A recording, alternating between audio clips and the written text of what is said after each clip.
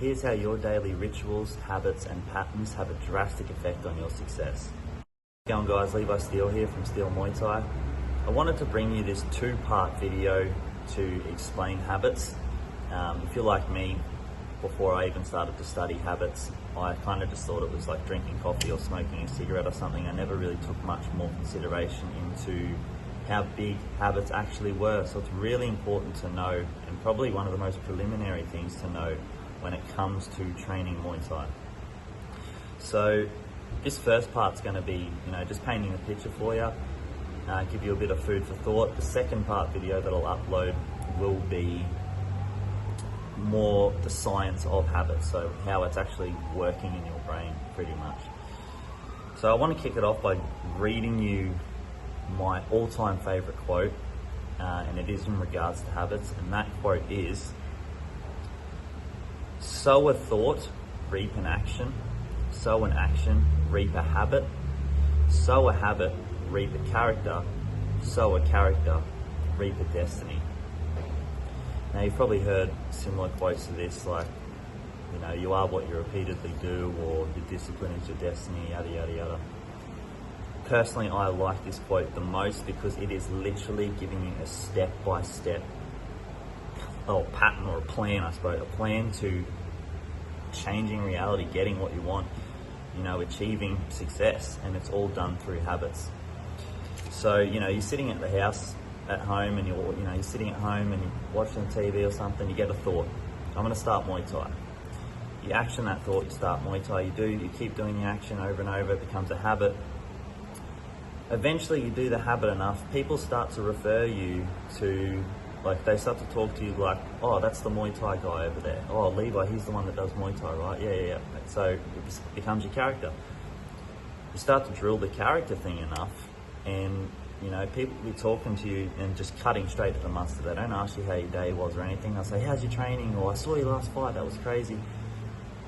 This is so powerful in leading you into the destiny and the things that you actually want to do. So it's a crazy important thing to implement into your training and your just daily life in general. So with habits, guys, they are actually far more powerful than your thought.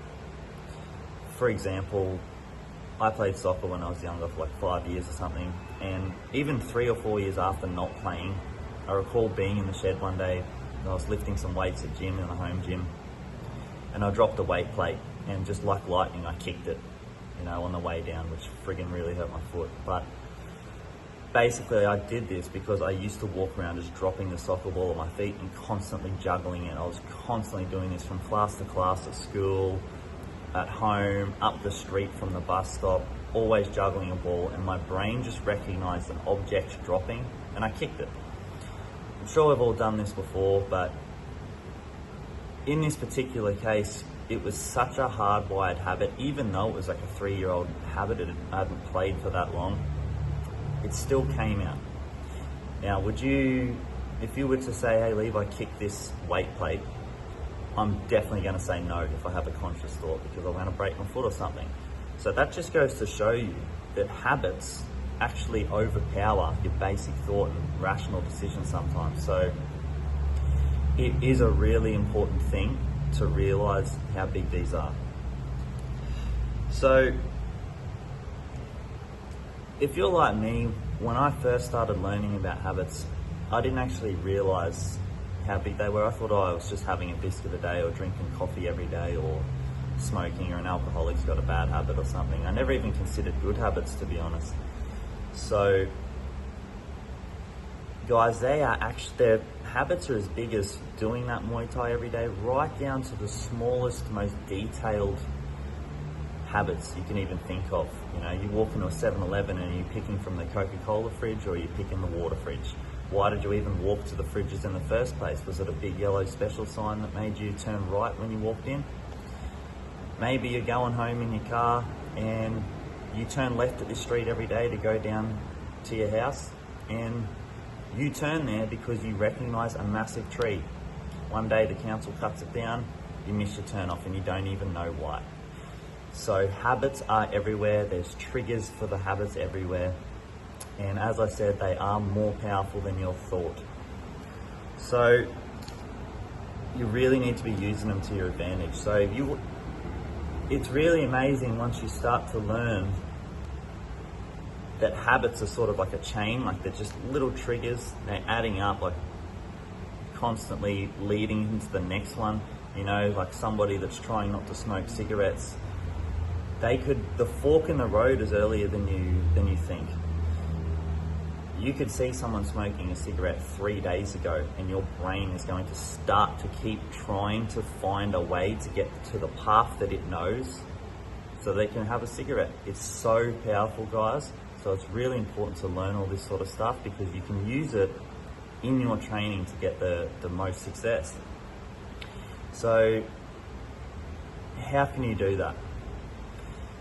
So you got to look right from the earliest part of your day. You wake up in the morning, right? What's happening? You're rolling over and pressing the snooze button, or you're swinging out of bed going to brush your teeth, right?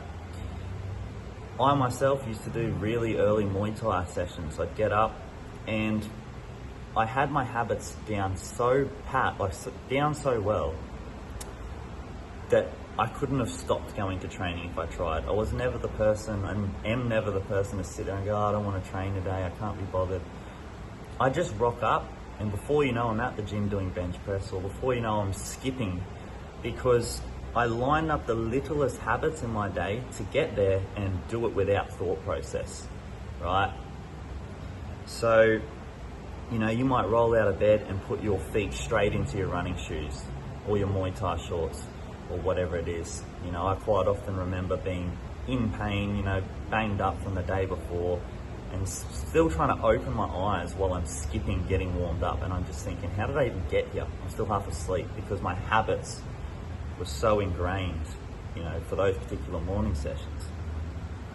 So you can really use them to your advantage, guys, and think the smallest triggers possible. So with that in mind, obviously you've got good and bad habits. So here's how you can sort of think about it that's going to help you out. If you picture yourself, this is how I like to think of it, if you picture yourself as like a cable, you know, like a power line or something. A cable is a lot of little tiny wires twisted around each other, and then those cables are twisted around each other again. Then you get yourself a fat power line or a cable. So if you picture yourself as a cable, or your habits as a cable, you see like a rusty cable, right? That means all of those little individual wires are all rusted. So what you need to do is you've got to get one of those tiny little wires that's wrapped around one wire and wrapped around another wire, and it makes a big cable. That's one tiny habit. You know, you stop at the servo, go to pay for your fuel. Do you walk in and buy a water, or do you go to the Monsters and the V's or the Red Bulls? You know, that's one tiny little habit right there. So you've got to decipher, is that tiny little wire good or bad? Is it rusty, or is it really chrome and clean and nice and reflective? You want your good habit. So you take out that little tiny wire, you put in a fresh one that isn't rusty, right? And that's the start of a good habit. Tomorrow you wake up, you go to the servo, pay for your fuel or whatever, you go get water, you feel a little bit better. You're starting to rewire your cable. So then you pull out another thing. What comes after you get the water? Maybe you get to work and you start to feel like eating a piece of chocolate or something. Instead you're like, nah, I'm gonna get a salad. Right? So that's another little tiny cable in the mix. Maybe even you're driving to work and you decide to put your earphones in to listen to an audiobook. That's another little good habit. You know, another little wire, you put it on your cable. What you're going to slowly notice is that power line or that cable is going to start to become nice, shiny and chrome. And that's what you want. Here's the catch though, and goes back to that other video on consistency. If you don't keep up with the habits, that cable is going to re-rust, right? You can fall off the wagon. You know, you can fall in the back into the old habits. That wire, if you don't drill it every day, is going to start to rust. All right, so I'm going to leave you with that, guys. This was part 1 So part 2 is going to be the science of habits. So how they actually are received in your brain and then basically just transformed into habits using the different sections of your brain. Really powerful stuff, guys.